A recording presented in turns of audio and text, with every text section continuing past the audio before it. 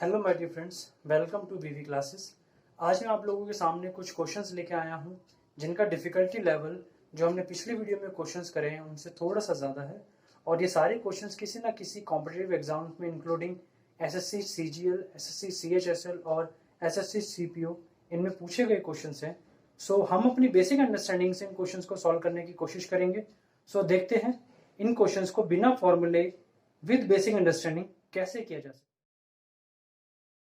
देखिए फ्रेंड्स, ये क्वेश्चन है आप लोगों के सामने। इस क्वेश्चन में क्या बोला गया है, ये एसएससी में पूछा गया क्वेश्चन है 2015 का। ये क्वेश्चन कहता है कि Ramesh sold a book at loss of 30%। Ramesh ने किताब को 30% की हानि पर बेचा। If he had sold it for rupees 140 more, अगर वह उसे 140 रुपए ज्यादा में बेचता, he would have made a profit of 40%, तो उसे 40% का प्रॉफिट हुआ होता। The cost price of the book is. अब देखिए क्वेश्चन क्या कह रहा है कि अगर रमेश ने पहले किताब को 30% की हानि पर बेचा था, अगर जिस भी रेट में उसने बेचा 30% की हानि के बाद होने के बाद में जिस भी रेट में उसने उसको बेचा, अगर वो उसको 140 रुपए और बढ़ा देता उस रेट में, जिस रेट में वो 30% के लॉस पे बेच रहा था, उस रेट में अगर 140 रुपए और बढ़ा देता तो उसको 40% का प्रॉफिट हुआ होता। तो उसका कॉस्ट प्राइस बताना है। देखिए, हमें जो लॉस परसेंटेज होता है और जो प्रॉफिट परसेंटेज होता है, हम लोग किसके ऊपर निकालते हैं दोस्तों? कॉस्ट प्राइस के ऊपर। जब कॉस्ट प्राइस के ऊपर हम लोग लॉस और प्रॉफिट परसेंटेज निकालते हैं, तो लेट्स सपोज जो कॉस्ट प्राइस है वो हमारा 100 है। तो जब पहला अगर सेलिंग प्राइस की अगर हम बात करते हैं, लॉस वाले सेलिंग प्राइस की अगर हम बात करते हैं, तो वो कितना हो जाएगा? 30% किसका? इस 100 का।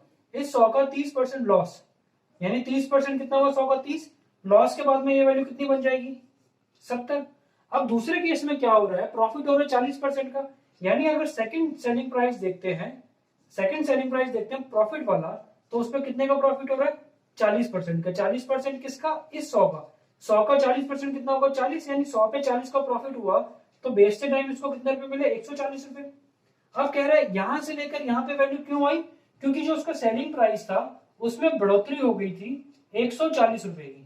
140 रुपए बढ़ाने से यह इसको 40% का प्रॉफिट हुआ। सो दोस्तों देखिए, पहले इस रेट पे बेच रहा था, फिर इस रेट पे बेचा। उन दोनों का गैप किस वजह से आया? इसकी वजह से आया। यानी 70 और 140, इन दोनों के बीच का अंतर कितना है? इन दोनों में अंतर कितना है?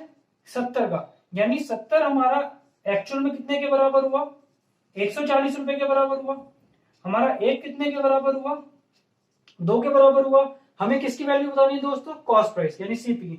वो कितना है? 100 है हमारे पास। 100 कितने के बराबर हुआ? फिर 200 के बराबर हुआ। इसको यूनिटरी मेथड कहते हैं। इसको यूनिटरी मेथड से हमने करा, तो ये बहुत इजीली देखिए क्वेश्चन सॉल्व हो गया। इसमें कुछ नहीं था, क्वेश्चन में आसान क्वेश्चन था। एसएससी सीजीएल ने इस क्वेश्चन को पूछा हुआ था 2015 में। सो देखते हैं, और जैसे जैसे क्वेश्चन करते जाएंगे लेवल बढ़ाते चले जाएंगे हम। सो देखते हैं और किस तरह के क्वेश्चन एसएससी पूछता है या दूसरे कॉम्पिटिटिव एग्जाम पूछते हैं। देखिए दोस्तों, ये क्वेश्चन आपके सामने है। ये क्वेश्चन पिछले क्वेश्चन से थोड़ा सा डिफिकल्टी लेवल इसका ज्यादा है उसके कंपैरेटिवली। ये भी सीजीएल टीयर 1 2015 में पूछा गया है। इस क्वेश्चन को देखते हैं बेसिक एनालिसिस से कैसे सॉल्व करेंगे। आप जरा वीडियो को पॉज करके इसको खुद करने की कोशिश करिए कि ये क्वेश्चन आप कैसे कर पाएंगे। फिर देखते हैं इसको बेसिक एनालिसिस से किस तरह से सॉल्व कर पाएंगे। ठीक है फ्रेंड्स, देखते हैं अब हम कैसे इस क्वेश्चन को सॉल्व करेंगे। क्वेश्चन कहता है अ dealer sold a bicycle at a profit of 10%। एक डीलर ने एक साइकिल 10% के प्रॉफिट पे लाभ पर बेची। ठीक है। Had he bought the bicycle at 10% less price, अगर वह उस साइकिल को 10% कम में खरीदता, 10% कम में परचेज करता, खरीदता, and sold it at a price 60 मोर, और 60 रुपए ज्यादा में बेच देता, he would have gained 25%, तो उसको 25% का लाभ होता। The cost price of the bicycle is, तो जो बाइसिकल है उसको कॉस्ट प्राइस बताना है। अब यहाँ देखिए प्रॉफिट और लॉस की बात करी गई है, तो प्रॉफिट और लॉस हमेशा हमेशा कॉस्ट प्राइस पे निकाला जाता है। तो लेट सपोज हमने जो इनिशियल कॉस्ट प्राइस था उसका 100 रुपए ले लिया। Dealer sold a bicycle at a profit of 10%, यानी डीलर ने अगर 10% के प्रॉफिट में बाइसिकल को बेचा, तो 10% जो उसका प्रॉफिट होगा, ये वैल्यू होगी आपके पास में 110। 10% किसका? 100 का। वो कितना होगा? 10। जब 10 को इसमें जोड़ेंगे 110, इसका नया सेलिंग प्राइस आ जाएगा, ये सेलिंग प्राइस आ जाएगा इसका।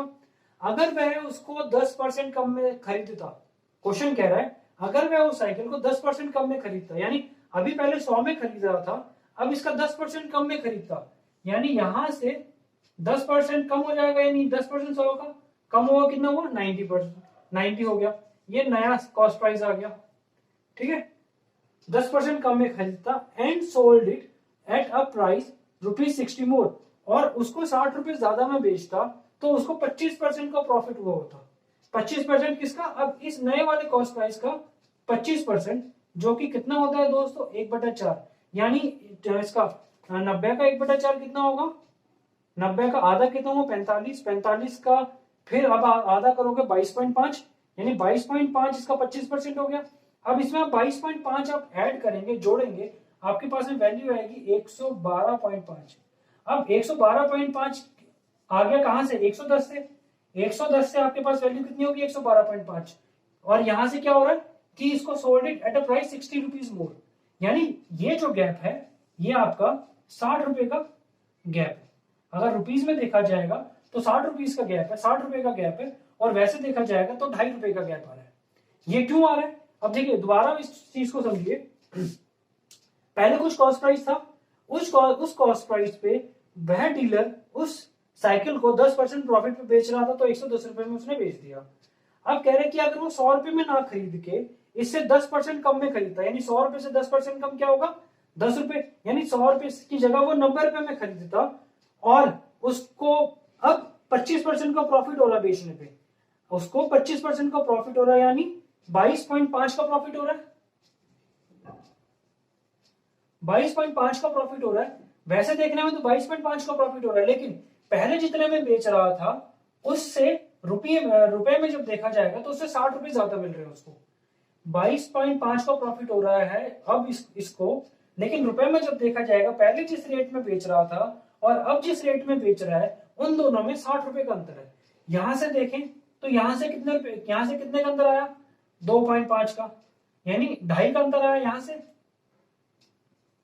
2.5 का अंतर आया, यहां से रुपए में कितने के बराबर है वो 60 रुपए के बराबर है, यानी 2.5 कितने के बराबर हुआ आपका 60 रुपए के बराबर।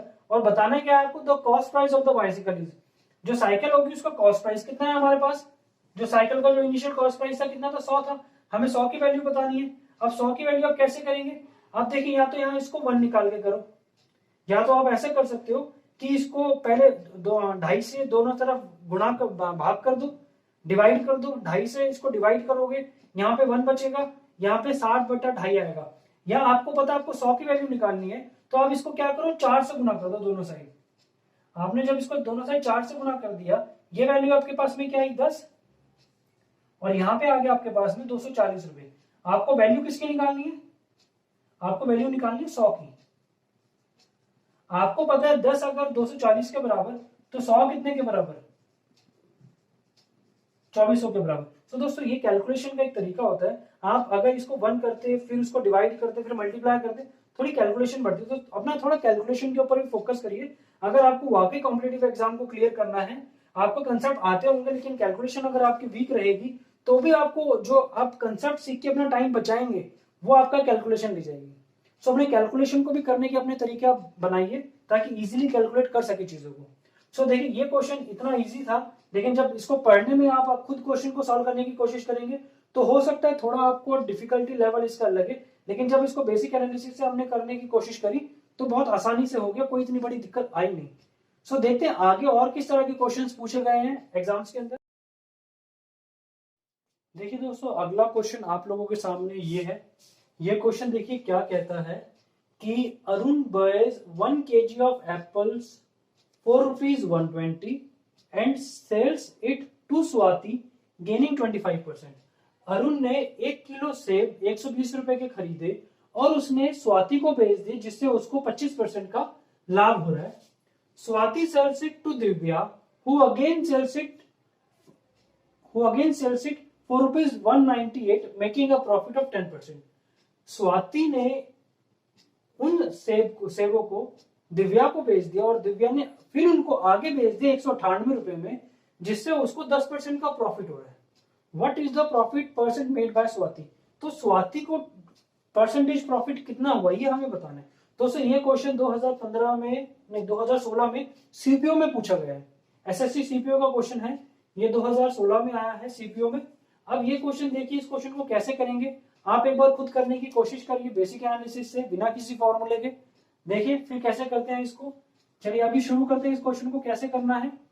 देखिए इस क्वेश्चन में क्या कहा गया है कि Arun buys 1 kg apple for ₹120, यानी यहाँ पे एक अरुण है, अरुण की बात हो रही है, उसने 120 रुपए में केलों को खरीदा, ये एप्पल्स को खरीदा, सेब खरीदे, और क्या किया उसने, उसने स्वाति को बेच दिया, उसने स्वाति को बेच दिया, जिससे उसको क्या हुआ 25% का प्रॉफिट हुआ।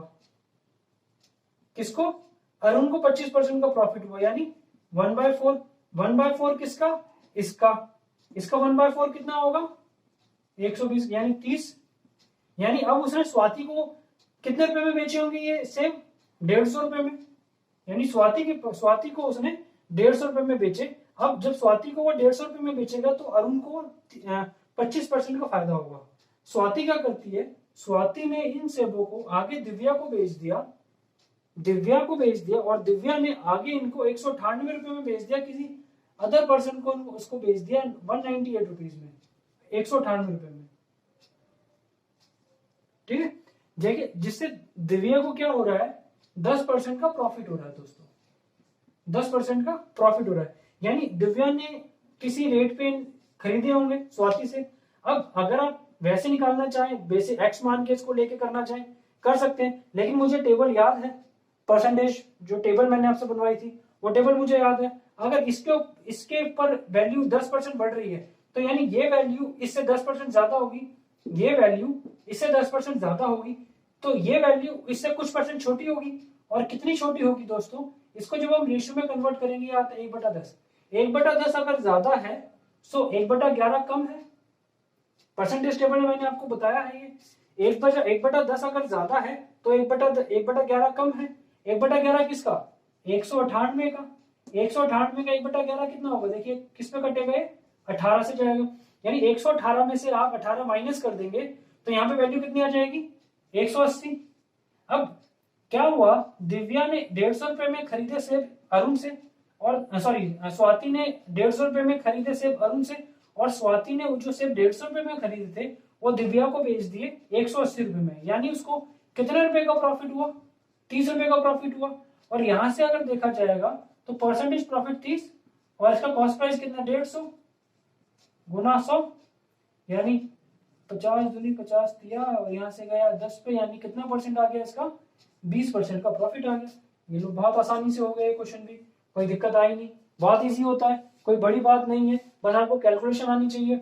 देखिए परसेंटेज टेबल जो हमने परसेंटेज में हमने पढ़ा था वो कितना काम आ रहा है हर जगह, परसेंटेज प्रॉफिट लॉस में भी काम आ रहा है, यही हमारा कंपाउंड इंटरेस्ट में भी काम आएगा, और अलग अलग जगहों पे इस टेबल का बहुत आपको इंपॉर्टेंस रोल प्ले करता है ये। सो परसेंटेज टेबल अच्छे से पढ़ लीजिएगा। अगर आप लोगों को परसेंटेज टेबल हो सकता है वीडियो प्रॉपर ना दिख रही हो, सो आप एक बार मुझे bharat.e.classes@gmail.com पर भी मेल कर सकते हैं। अगर आपको परसेंटेज टेबल सिंथेसाइज करने में बनाने में कुछ प्रॉब्लम आती है तो आप मुझे इस मेल पे मेल करिए, मैं आपको दोबारा उसके ऊपर एक लेक्चर बना के दोबारा अपलोड कर दूंगा। और परसेंटेज अगर आप लोगों को दिक्कत आ रही है देखने में, कुछ कंसेप्ट्स को विजुअलाइजेशन का सही नहीं है, सो मैं पूरे परसेंटेज को ही दोबारा से बनाने की कोशिश करूंगा ये चैप्टर खत्म होने के बाद में। सो अभी इसको इतना करते हैं, आगे देखते हैं और किस तरह के क्वेश्चन एसएससी में पूछे गए हैं। बहुत आसान है, आप परसेंटेज टेबल याद कर लेंगे, समझ लेंगे कैसे बनाई जाती है, सो आपके लिए एग्जाम के अंदर बहुत बेनिफिट रहेगा। नहीं तो आप इसको सॉल्व करने में इसको एक्स मान के सॉल्व करते रह जाएंगे। ठीक है फ्रेंड्स, आगे देखते हैं और किस तरह के क्वेश्चन है। देखिए फ्रेंड्स, अगला क्वेश्चन ये है। अगला क्वेश्चन क्या कहता है आपको, Sakshi earns 15% on an investment but loses 10% on another investment if the ratio of two investments is 3:5, the combined loss percent is। यानी कोई साक्षी है जो दो तरह की इन्वेस्टमेंट करी है साक्षी ने, एक के ऊपर 15% का प्रॉफिट हो रहा है, दूसरे पे 15% 10% का लॉस हो रहा है, और अगर दोनों इन्वेस्टमेंट्स जो रेशियो है 3:5 रेशियो में है तो कंबाइंड लॉस परसेंटेज आपको बताना है। सो देखिए, जब आपको इस तरह से दो इन्वेस्टमेंट दी जाएगी, यानी लॉस और प्रॉफिट परसेंट इसी के ऊपर देखा जाएगा, इसी रेशियो पे, यानी 3:5 के आपको रेशियो दी हुई है इन्वेस्टमेंट 1 और यह इन्वेस्टमेंट 2। अब देखिए, अगर आप इसका 10% और 15% निकालेंगे सो वैल्यूज जो आएंगे आपकी डेसिमल में आएंगे। उससे बेटर है आप इसको 300 और इसको 500 लेट कर लीजिए, वही 3:5 के रेशियो में रहेगा, कोई बड़ी बात नहीं आएगी, कोई बड़ी चीज नहीं है इसमें। हमने 300 इसको लेट कर लिया, 500 इसको लेट कर लिया। अब कैलकुलेशन क्या होगा, इजी हो जाएगी। देखते हैं कैसे। साक्षी अर्न्स 15% ऑन एन इन्वेस्टमेंट, यानी साक्षी ने अगर पहले इन्वेस्टमेंट पे 15% अर्न किए, यानी 15% का साक्षी को प्रॉफिट हुआ, सो 300 का 15% कितना हुआ दोस्तों, 45, यानी 45 का साक्षी को प्रॉफिट हुआ, इसमें प्रॉफिट हो रहा है 45 का, ठीक है, प्रॉफिट। और यहां पे क्या हो रहा है, इस केस में दूसरे वाले में 10% का साक्षी को क्या हो रहा है, दूसरी इन्वेस्टमेंट में लॉस हो रहा है, यानी 10% का लॉस हो रहा है साक्षी को, कितने के ऊपर, 500 के ऊपर, यानी लॉस कितने का हो गया, 50 रुपए का लॉस हो गया। इसमें 45 का प्रॉफिट हो रहा है, इसमें 50 रुपए का लॉस हो रहा है, यानी टोटल क्या हुआ, लॉस हुआ, कितने का हुआ, 5 का लॉस हुआ, कितने के ऊपर, टोटल इन्वेस्टमेंट कितनी थी, 300 जमा 500, यानी टोटल इन्वेस्टमेंट आपकी कितनी होगी, 800, यानी 5/800 गुना 100, आपके पास में ये टोटल लॉस परसेंटेज कितनी आ गई, 5/8%। बहुत आसान क्वेश्चन है दोस्तों। ये क्वेश्चन मैंने इसलिए लिया क्योंकि जब भी आप रेशियो आ जाता है क्वेश्चन के अंदर तो कई बार कुछ स्टूडेंट्स क्या होते हैं, घबरा जाते हैं कि अब रेशियो को परसेंटेज में कैसे हम सॉल्व कैसे करेंगे, रेशियो आ गया। तो रेशियो को सॉल्व करने का एक बेसिक मतलब यही है कि उसको आप 0-0 लगा दो, क्योंकि रेशियो तो उतना ही रहेगा ना। आप रेशियो में इसको देखोगे तो ये 3:5 का रेशियो ही रहेगा। आप 3000 इंटू 5000 कर दो, 30-50 कर दो, तो रेशियो 3:5 ही रहना है। बस हम अपनी कैलकुलेशन को इजी करने के लिए इसको 300 और इसको 500 बना के लेके चल लेते हैं ताकि हमारी कैलकुलेशन इजी हो जाए, और इससे कोई फर्क नहीं पड़ता, ठीक है। हम अपनी कैलकुलेशन को इजी करने के लिए ये लेके चलते हैं, ठीक है फ्रेंड्स। बहुत आसान क्वेश्चन था, एसएससी का क्वेश्चन था ये भी। आगे और देखते हैं और किस तरह के क्वेश्चंस पूछे गए हैं एग्जाम्स के अंदर प्रॉफिट एंड लॉस से, जो अभी तक हमने कंसेप्ट पढ़े उसके ऊपर। फ्रेंड्स, अगला क्वेश्चन आप लोगों के सामने ये है, देखने में थोड़ा ट्रिकी लग सकता है, क्वेश्चन बहुत इजी है। सीजीएल टीयर 2 में 2015 में पूछा गया है ये क्वेश्चन। देखते हैं इस क्वेश्चन को कैसे करते हैं। यहाँ पे दो रेशियो दिख रही है हमें, एक पहली रेशियो है, दूसरी रेशियो। अभी हमने क्वेश्चन को पढ़ा नहीं है, लेकिन देख के ही कई स्टूडेंट्स देख के इसको क्या सोच सकते हैं कि बहुत मुश्किल होगा, लेकिन दोस्तों मुश्किल नहीं है। बेसिक एनालिसिस से करते हैं, बेसिक अंडरस्टैंडिंग से करते हैं, कैसे क्वेश्चन को उसकी डीपनेस को समझना है, देखते हैं इस क्वेश्चन में। चलिए करते हैं स्टार्ट। आप एक बार इसको या तो पहले खुद करके देखिए कि आप इस क्वेश्चन को कैसे सॉल्व कर पाते हैं, खुद अपने दिमाग से क्वेश्चन को सॉल्व करिए कि आप उस चीज के बारे में कैसे सोचते हैं इस क्वेश्चन के लिए, फिर देखते हैं इस क्वेश्चन को कैसे करते हैं। चलिए स्टार्ट करते हैं। देखिए दोस्तों, क्वेश्चन क्या कह रहा है कि cost of 2 watches were in the ratio 16:23, यानी 2 घड़ियां हैं, 2 वॉचेस हैं, ठीक है। लेट्स सपोज ये वॉचेस है, ये रेशियो है इनका 16:23। Cost of 2 watches were in the ratio 16:23, यानी ये है आज का कॉस्ट प्राइस, ठीक है। The cost of first watch was increase by 10%। अब देखिए 10% आपको इसका बढ़ाना है, 10% बढ़ाएंगे तो 1.6 आएगा। हमें डेसिमल वैल्यू नहीं चाहिए, हम क्या कर सकते हैं, इसको यहाँ पे दोनों साइड 0-0 लगा दे, रेशियो वही 16:23 रहेगा, कोई चेंज नहीं आएगा। जब इसमें आप 10% बढ़ाओगे, 10% आपने इसका बढ़ा दिया, क्वेश्चन कह रहा है the cost of first watch is increases, cost of first watch increases by 10%। आपने इसका 10% बढ़ाया, 160 का 10% कितना हुआ 16, 160 का 10% 16, 16 इसमें ऐड किया, ये आपके पास में वैल्यू आ गई 176, ठीक है। And that of second watch is ₹477, यानी जो सेकंड वॉच है उसके रेट को बढ़ाया जा रहा है 477 रुपए से, यानी यहाँ पे तो परसेंटेज में बढ़ाया गया लेकिन यहाँ पे रुपए में बढ़ाया गया, ठीक है। अब इसको इसके साथ कुछ नहीं करना क्योंकि ये रुपए के अंदर नहीं है दोस्तों, ये रेशियो के अंदर हमें कुछ दिया हुआ, इसका कुछ और रुपए हो सकते हैं लेकिन ये रुपए में नहीं है, इसमें डायरेक्टली इसमें आप ऐड नहीं कर सकते इसको, ठीक है। Now the cost of 2 watches are in the ratio 11:20। अब ऐसा करने के बाद में जो वॉचेस का जो रेशियो आया है, इनके कॉस्ट का जो नए कॉस्ट प्राइस का जो रेशियो आया है वो है 11:20। आपको क्या बताना है, the price of the second watch in the beginning, यानी ये वॉच थी, इस वॉच का यहाँ पे कुछ रेट होगा, लेकिन हमें इसकी वैल्यू बतानी है कि जो बिगिनिंग में उसकी जो वैल्यू थी वो क्या थी, बिगिनिंग में इसका कॉस्ट प्राइस क्या था इस वॉच का। सो चलिए हम देख सकते हैं कि यहां से हमें पता है कि ये दोनों, ये हमारी वैल्यू आई है और ये क्वेश्चन में दी गई, यानी 11 किसके इक्वल है, 11 जो है वो 176 के इक्वल, यानी 1 कितने के इक्वल, 16 के इक्वल, 116 के इक्वल, तो 20 की वैल्यू हमें निकालनी है। 20 कितने के इक्वल हुआ दोस्तों, 20 आपके पास हो गया 320 के इक्वल, तो यहां से आपके पास वैल्यू आ गई है 320। और देखिए यहां से वैल्यू यहां बढ़ी, क्या क्यों बढ़ी, 477 रुपए बढ़ने की वजह से। पहले 230 थी, 320 हो गई, यानी 320 में से जब आप 230 को माइनस करेंगे वो वैल्यू आपको मिलेगी कितनी, 477, यानी इन दोनों का जो डिफरेंस होगा वही 477 के बराबर है। कितना होगा, 90, 90 कितने के बराबर है, 477 के बराबर है।